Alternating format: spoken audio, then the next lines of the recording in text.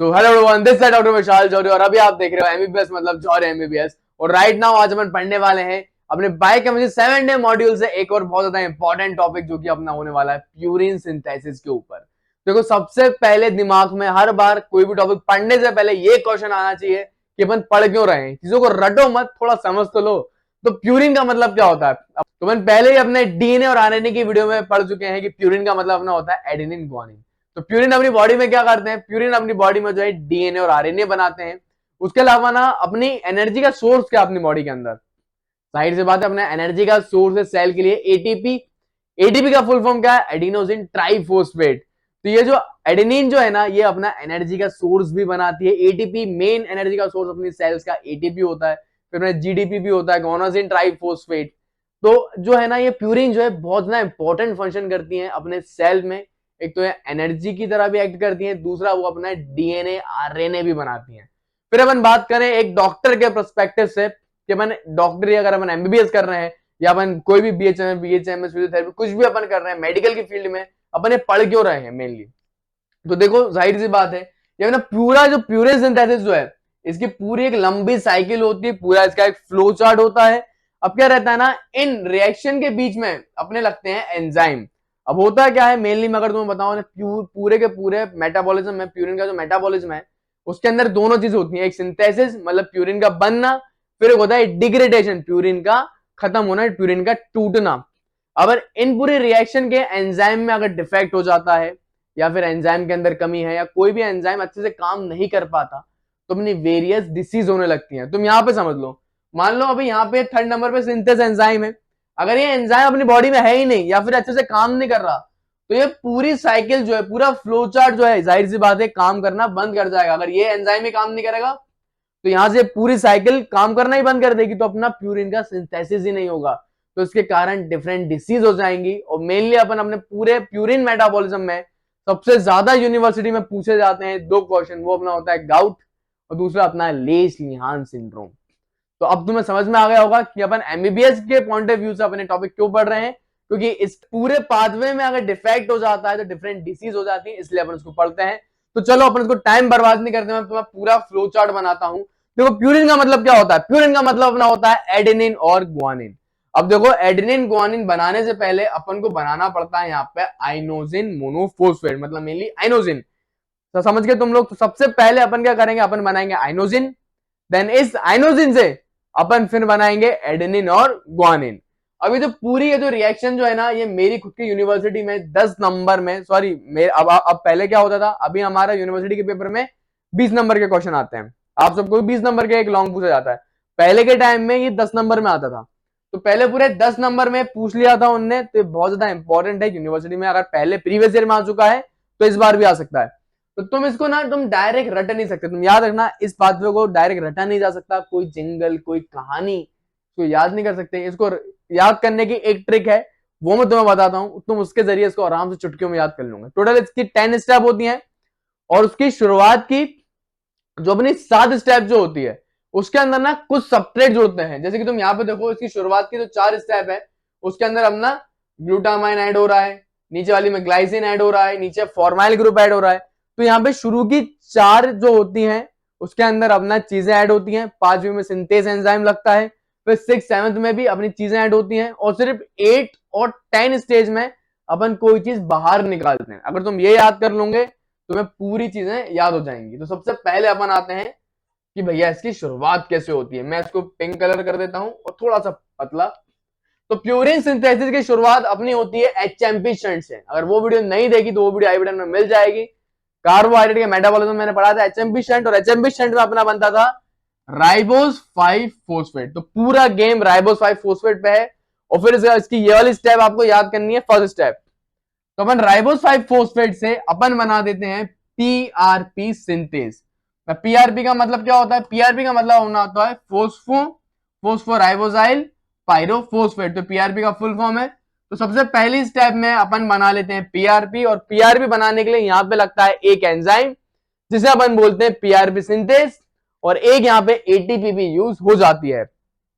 फिर अपन क्या करते हैं, सेकंड स्टेप, स्टेप और 4 स्टेप में अपन चीजें ऐड करने वाले हैं। तो सबसे पहले अपना ऐड होता है ग्लूटामाइन।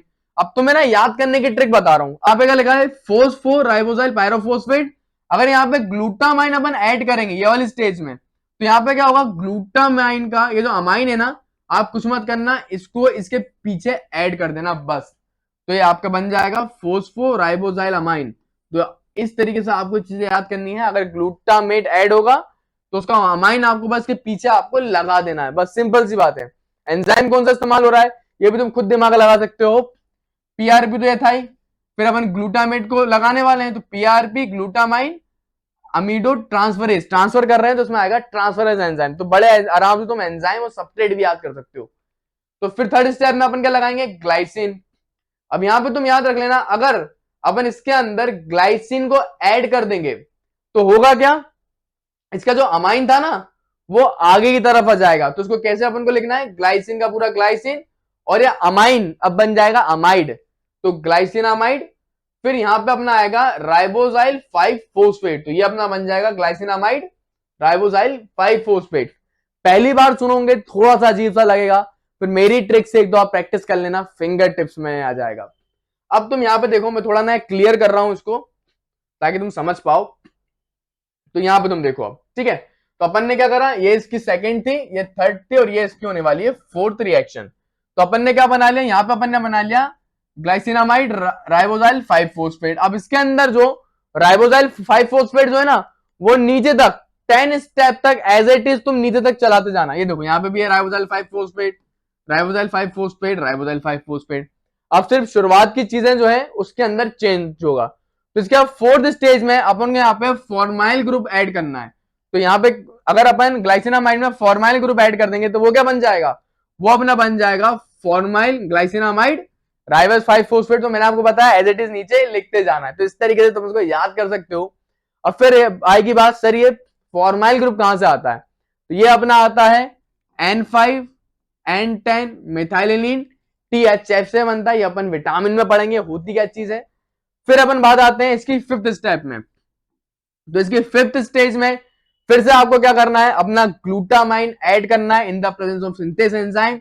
अगर अपन फॉर्माइन ग्लाइसिनामाइन में ग्लूटामेट फिर से ऐड कर देंगे तो ये अपना बन जाएगा फॉर्माइन ग्लाइसिना अमाइड की जगह अमाइडीन, डी मतलब ये बन जाएगा, अभी अमाइड है तो इसकी जगह आप लिख देना अमाइडीन, बस DINE, समझ गए आप। तो फिर से ग्लाइसिन अगर ऐड कर देंगे बन जाएगा ग्लाइसिन अमाइडीन।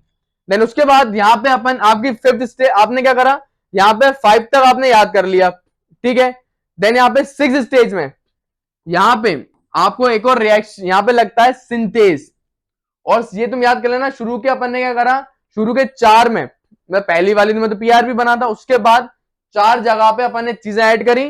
देन इसकी 6th रिएक्शन में अपन ने लगाया सिंथेज एंजाइम, और सिंथेज एंजाइम क्या करता है, ये फॉर्माइन ग्लाइसिनामाइडीन को किसमें चेंज कर देगा, अपना अमीनो इमिडाजोल में चेंज कर देगा। राइबोस 5 फोस्फेट तो एज इट इज आएगा ही नीचे। तो इसकी 6th में सिंथेज एंजाइम लगने के कारण ये बन जाता है अमीनो इमिडाजोल। ये आपको डायरेक्ट याद करना है 6th स्टेज। चलो अपन अब 6 से आगे बढ़ेंगे, अपन थोड़ा इसको कर देता हूं आपके लिए ऊपर। तो ये अपने 6th स्टेज जहां पे अपन ने बना लिया अमीनो इमिडाजोल राइबोस 5 फोस्फेट। अब अपन यहाँ पे 7th स्टेज में फिर से अपन एक चीज ऐड करेंगे जो कि अपना है कार्बन डाइऑक्साइड। और यहाँ पे अगर CO2 अगर ऐड होगा ना तो ये बन जाएगा कार्बोक्सिलेज, कुछ नहीं है, आपको amino imidazole as it is यहाँ पे लिख दो, ठीक है। राइबोस 5 फोस्फेट तो आएगा ही आएगा नीचे तक, बट यहाँ पे क्योंकि CO2 ऐड हो रहा है तो यहाँ पे आप एक और चीज लगा दो जिसको अपन बोलते हैं कार्बोक्सिलेट, बस यहाँ पे आप लगा दो कार्बोक्सिलेट। अब ना यार शुरुआत में शायद मैंने तुम्हें गलत बता दिया कि 8th स्टेज में कोई चीज निकलती है, वो मेनली 9th स्टेज में निकलेगी। अभी मैं जो बता रहा हूं तुम वो याद रखना। अब यहाँ पे ये स्टेज है अपनी 8th स्टेज, आपको यहाँ पे भी क्या जोड़ना है, एस्पार्टेट जोड़ना है। तो जैसे ही आप यहाँ पे एस्पार्टेट जोड़ोगे तो एस्पार्टेट जोड़ने से अपना जुड़ता है सक्सिनाइल ग्रुप। अब देखो amino imidazole as it is यहाँ पे लिख दो, ठीक है। फिर ये पीछे की जो चीज है अपनी कार्बोक्सिलेट राइबोस 5 फोस्फेट, ये तो एज इट इज यहाँ पे लिखा जाएगी, बस एस्पार्टेट की जगह आप सक्सिनाइल ग्रुप जोड़ दो, बड़ा इजी है, मैं तुम्हें क्लियर करके दिखाता हूं। अगर यहाँ एस्पार्टेट जुड़ेगा तो यहाँ पे एक सक्सिनाइल ग्रुप 4th पोजीशन में यहाँ पे लग जाता है बस, और कोई चीज नहीं होगा। मैं एक इस पेज को एक बार और रिवाइज करवाता हूं। सबसे पहले क्या करा अपन ने, राइबोस 5 फॉस्फेट से पीआरपी बना लिया। फिर पीआरपी में अपन ने क्या क्या चीज ऐड करी याद करो। पीआरपी में अपन ने ग्लूटामाइन जोड़ा, ग्लाइसिन जोड़ा, फॉर्माइल ग्रुप जोड़ा और फिर से ग्लूटामाइन जोड़ा। मतलब अपन ने क्या जोड़ा, ग्लूटामाइन, ग्लाइसिन, फॉर्माइल और फिर से ग्लूटामाइन। फिर अपन ने यहां पे सिंथेस एंजाइम लगाया था 5th पोजीशन में इसके, ठीक है। फिर सिंथेस लगाने के बाद फिर अपन ने क्या करा, अपन ने इसके अंदर जोड़ा कार्बन डाइऑक्साइड और एस्पार्टेट। तो अब समझो तुम बात को, अपन ने फिर पहले अपन ने 4 चीज लगाई, फिर सिंथेस एंजाइम लगाया, फिर अपन ने इसके अंदर जोड़ा कार्बन डाइऑक्साइड और एस्पार्टेट। देन उसके बाद अब ये जो स्टेप जो है अपनी लास्ट की जो स्टेप बचती है, अपन उसके अंदर क्या करते हैं, इसके अंदर से फ्यूमरेट ग्रुप जो होता है ना वो हटा देते हैं। मैंने आपको बताया था ना कि मेनली पूरी इसकी 10 स्टेप में चीजें जो हैं वो लगती हैं, सिर्फ इसकी लास्ट की 2 स्टेजेस में चीजें हटती हैं। एक इसमें फ्यूमरेट हटेगा और एंड में अपन इससे पानी निकाल देंगे। आप ये वाली स्टेज में जो है अपन नीचे की तरफ पानी निकल जाता है बस। अब इसके अंदर 5 amino imidazole, 4 succinyl carboxylamine, ribose 5 phosphate, कितना बड़ा नाम हो गया ना। तो उसको तुम ऐसे ही याद करना कि राइबोस 5 फॉस्फेट तो ऊपर से चला आ रहा है, और ये वाली चीज अपन ने अभी बनाई है, तो इसको तुम ना एज इट इज यहां पे लिख दो। अब क्योंकि इसके अंदर से फ्यूमरेट ग्रुप हटा रहे हैं, तो फ्यूमरेट ग्रुप हटने से ये सक्सिनाइल ग्रुप यहां से हट जाएगा बस। तो यहाँ पे क्या है, अमीनो इमिडाजोल हो गया। 4th पोजीशन पे अपना कार्बोक्सिलामाइड आ गया।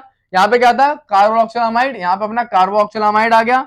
और अपना राइबोस 5 फॉस्फेट तो ऊपर से तब से चला ही अपने साथ आ रहा है। तो ये चीज आपको समझ में आ गई होगी।